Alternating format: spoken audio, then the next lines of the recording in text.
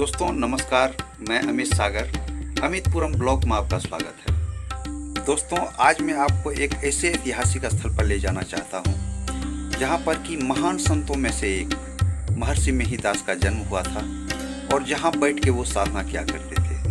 बहुत ही ऐतिहासिक स्थल है दोस्तों, चलिए हम और आप चलते हैं। दोस्तों मैं महर्षि मेहि अवतार भूमि पर पहुंच चुका हूं। ये मेन गेट है, ये NH 31 के बगल में है जो सहरसा पूर्णिया को जोड़ती है। यहीं से हम अंदर एंट्री करेंगे और पावन स्थल जहां संत महर्षि मेहिदास का जन्म हुआ था उस स्थल तक पहुंचेंगे। आइए दोस्तों अब हम चलते हैं आगे।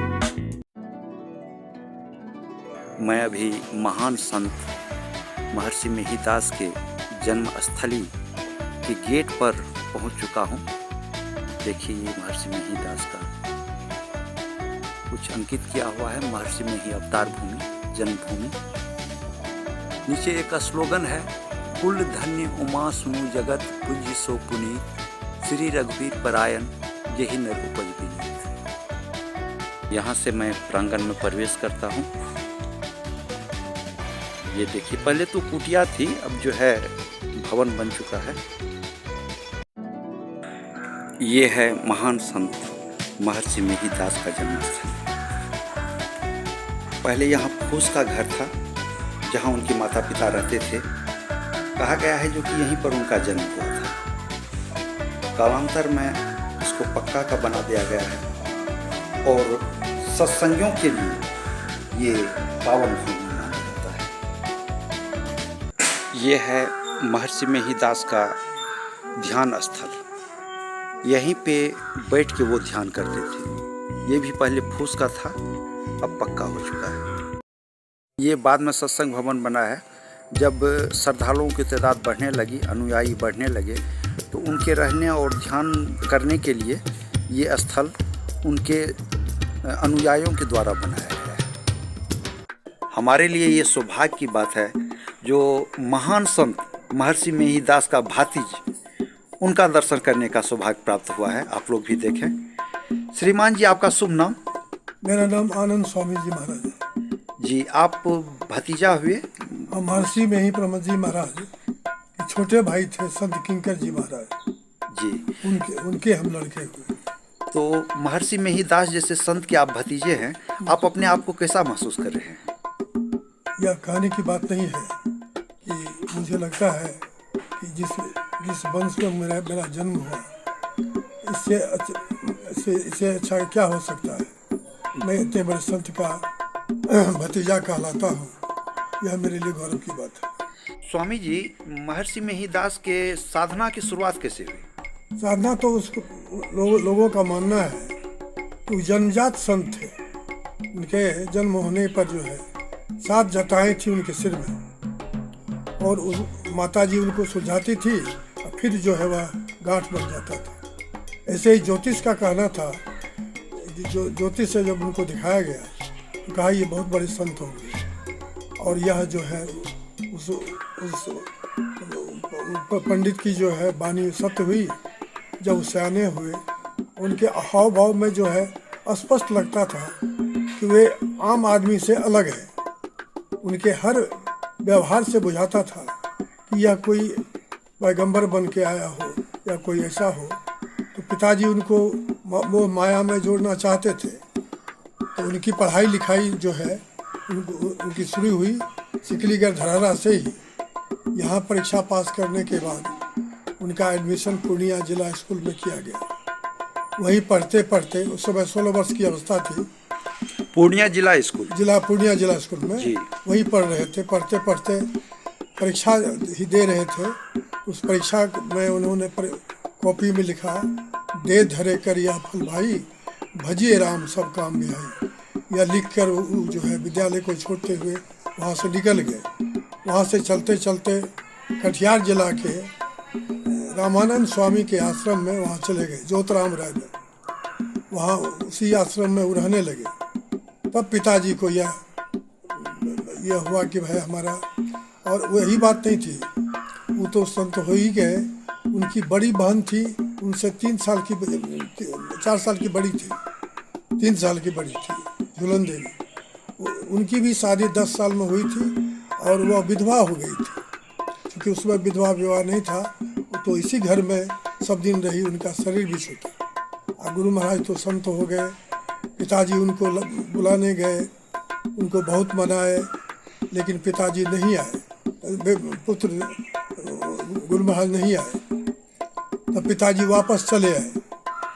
तो फिर वहाँ से वो निकलते घूमते घामते बहुत दिनों के बाद बाबा देवी साहब से उनका दर्शन हुआ। तो उन्होंने उनको कहा कि तुम घर जाओ और वहीं रहकर पिता का सेवा करोगे, वहीं रहकर सत्संग ध्यान करोगे। तो वहाँ से वो पिताजी के पास चले आए।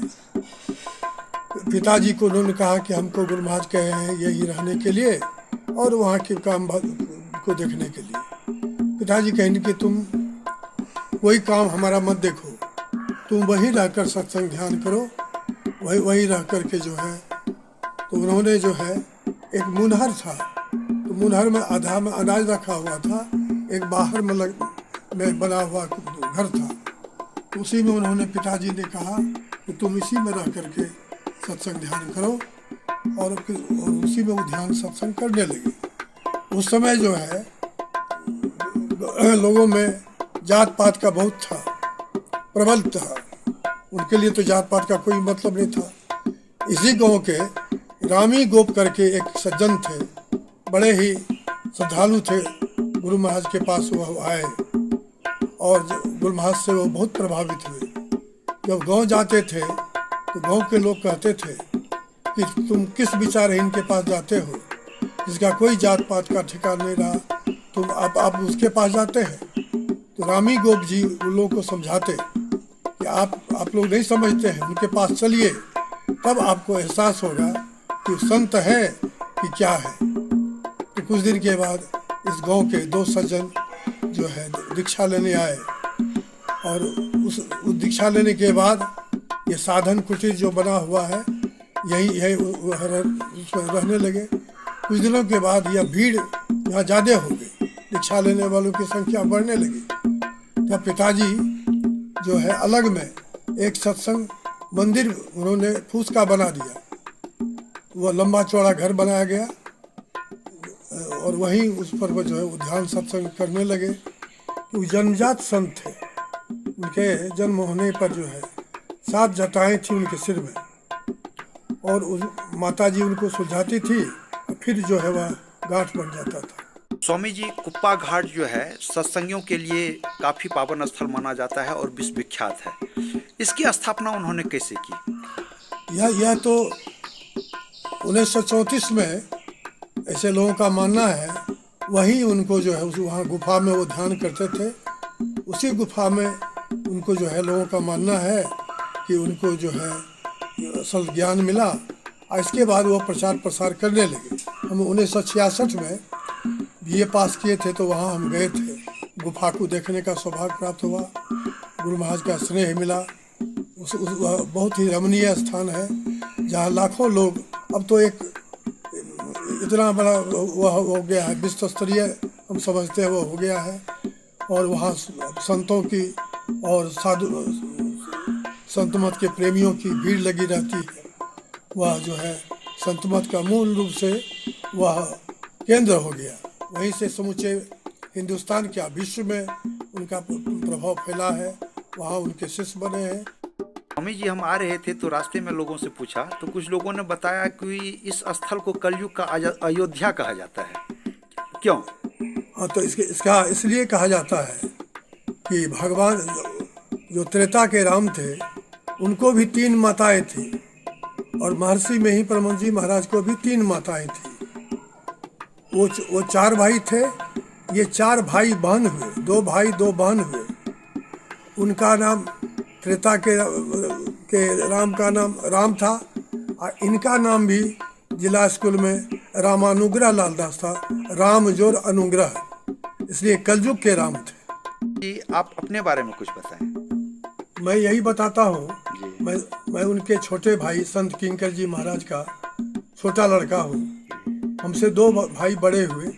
सबसे बड़े थे स्वामी विनोदानंद, MA BL थे, वो एडवोकेट पूर्णिया थे। और दूसरे थे सुबोधानंद जी, वो chemist Patna medical college Patna में थे। हम भी 1966 में ग्रेजुएशन किए। तो जब हम तो गुरु महाराज आश्रम पर थे, उनको प्रणाम करने गए तो उन्होंने कहा पास किए, बहुत अच्छा है, लेकिन एक बात मैं तुमको कह देता हूँ, तुम नौकरी नहीं करोगे, तुम हमारी धरती डीह को जोगोगे। और उनके आदेश के मुताबिक ही इस धरती पर हम, उस समय तो झोपड़ी था, ढिबरी बढ़ता था, लालटेन जलता था, एकदम देहात पड़ता था। तो उस समय हमको गुरु महाराज के आशीर्वाद से इस डीह को जोगने का मौका मिला। और यह मेरे लिए सौभाग्य की बात है कि मेरा जीवन इस धरती को जोगने में और संत महात्माओं के लोग जो उनके शिष्य हैं, उनसे मुलाकात करने में मुझे बहुत ही हर्ष होता है। सामने आनंद स्वामी जी हैं, इनको देख के लगता है जो कि महर्षि में ही दास का ही हम लोग दर्शन कर रहे हैं। स्वामी जी चेहरा मिलता है बहुत ज़्यादा, इसलिए कि उनके छोटे भाई संत किंकर जी महाराज के हम पुत्र हुए जी, इसलिए जो है खून तो एक ही मिलेगा। और सबसे बड़ी बात यह है कि महर्षि जी की बड़ी बहन जो थी, वह उनकी शादी 10 साल में हुई थी और 6 महीने में वो विधवा हो गई थी। तो जीवन पर्यंत यही रही। जब मैं 1.5 साल का था तो मेरी माता जी का देहांत हो गया, तो वही हमको पाली। और वो कहा करते थे कि जब गुरु महाराज उनसे मिलने आते थे तो गुरु महाराज कहते, वो फुआ हमको गुरु महाराज की बड़ी बहन कहती थी कि जानते हो, हम जब नूनू, उनको कहते थे नूनू, जब वो आता था तो तुमको उसके गोद में हम दे देते थे। हम गुरु महाराज के गोद में भी इतना गए, गुरु महाराज हमको इतना मानते थे, आज भी मानते हैं, और अपना स्वरूप वो दे दिए। आनंद स्वामी से मिलने का सौभाग्य प्राप्त हुआ हमको। हम इनके सानिध्य में बैठे हुए हैं, ये मेरे लिए गौरव का क्षण है। यहाँ पिता पुत्र मिलन की अभिव्यक्ति दी गई है और यहाँ पर लिखा हुआ है कोने में, मैं तो पूरा नहीं पढ़ पाऊँगा अभी, कोने में है जो कि पिताजी से जब मुलाकात हुई पुत्र की, तो पिता जब घर आए तो अपने संस्मरण में उन्होंने लिखा कि अवश्य ही मेरे सुपुत्र के अवतरण से मेरा कुल पवित्र हो गया है, जननी का जीवन कृतार्थ हो गया, यह भूमि धन्य है जहाँ ऐसे महान आत्मा का जन्म और पालन पोषण हुआ, और मैं पिता भी अवश्य ही सौभाग्यशाली। मैं अभी इस पावन धरती से विदा ले रहा हूँ। वीडियो यदि पसंद आए तो चैनल को लाइक एवं सब्सक्राइब जरूर कीजिएगा। नमस्कार दोस्तों।